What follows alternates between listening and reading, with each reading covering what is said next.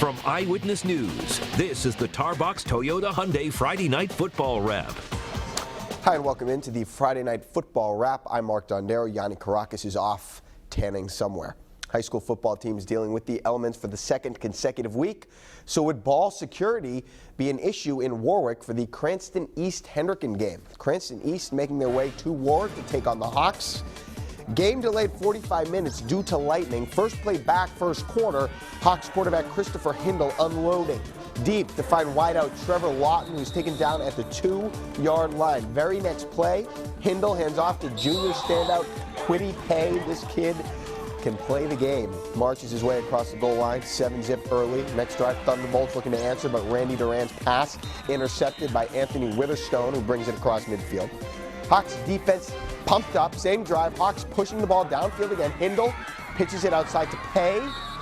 He finds open space down the sideline, inside the 20-yard line. Next play, it's Pay.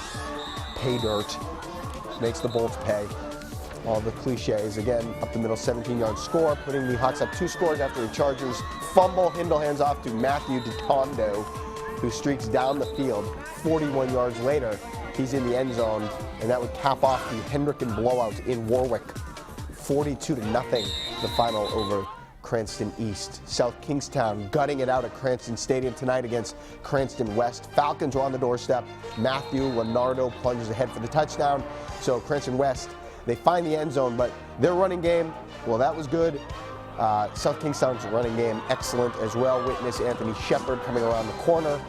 Big gain into Cranston West territory, and that set the table for Terrell Hanley, who busted through the line and went the distance for the SK Rebel touchdown. SK.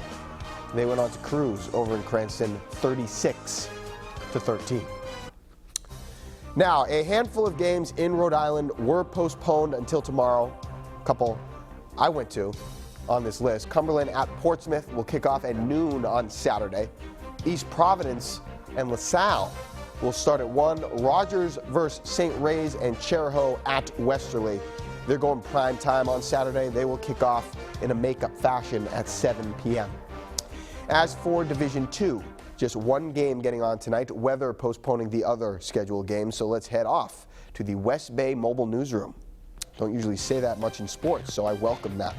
Heavy rainfall coming down over at Warwick Vets for the matchup against Mount Hope, opening drive. Huskies, they got the ball and they had a good running game in this one, working it down at the 20-yard line. 2 plays later, it's the quarterback Matthew DeFelice with the ball, but he drops back and is intercepted by the Hurricanes defense. Big play for them. Vets getting it done here when they need to, but the running game for Mount Hope just couldn't be stopped. Mean stiff arm, broken tackles. Huskies move the ball inside the 20 again before being brought down at the 50. Next play, it's a sweep handoff to wideout Tezhan Calhoun-Massey for the touchdown on the outside to put Mount up 14-0 before halftime. Huskies, they went on to roll in this one, 42-6, the final. The Tarbox Toyota Hyundai Friday Night Football Wrap continues. Welcome back to the show. North Smithfield cheerleaders ready for the inclement weather in Providence, trying to cheer on their team to their first win, visiting Juanita Co-op, down by a score. Northman in the red zone, but the drive comes to an abrupt halt. Steve Leonard, the pick at the goal line, he returns it out of trouble and keeps North off the board. Then the Cavs offense strikes again. Elijah Matthews hands off to Odilon Garrow. Good call. He gets the corner, gains a big chunk, just knocked out of bounds outside the 20. Juanita then converts. Matthews rolling out, finding Devin Green. Find him. What a catch. Keeps the feet in, takes a shot, but he holds on, and that was worth 6 points. We never got a final from this score, from this game, I should say. Disappointing, but we'll try to find one and update you tomorrow. Meanwhile, Barrington, they've had a difficult start to their season, especially at their home field. A few weeks ago, they lost power before losing a football game to LaSalle, and due to tonight's inclement weather, another game was unable to go off as scheduled. So here's a look at the makeups. We have Barrington up here in Massachusetts because they were playing New Bedford. That game will be at Barrington tomorrow at 11 a.m. Bridgewater Raynham will take on Dartmouth. That's going to happen at noon.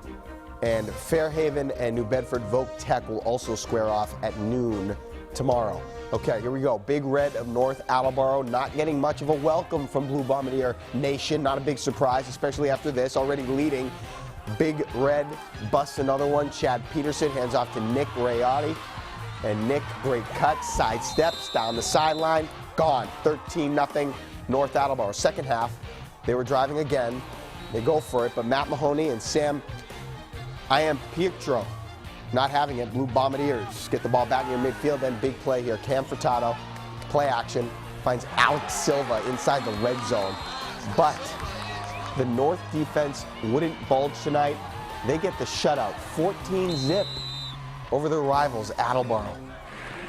This gentleman, in the perfect attire for the night, brightest umbrella in the state, staying hosting Martha's Vineyard, coming off the island. Islanders on offense, looking for some offense, but pass is picked off by Jeff Chica.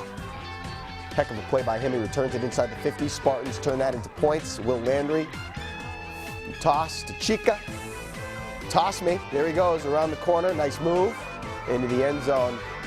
Spartans get a big win, 13-0 over Martha's Vineyard. That will be a long ferry ride home.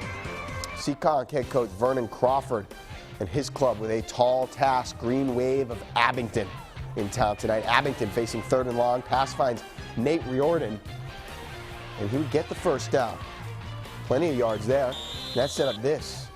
Danelle Leon cuts through the line and scores. Very nifty. I made a 21-0 Green Wave, but the Warriors kept fighting. Terry Smith settling in, looking for Nathan Farrick over the middle. And he finds him. That's a huge first down. Then Smith, trying to continue the march, hands to Lucas Amadio for the score, but Abington, they get the win, 21-6 over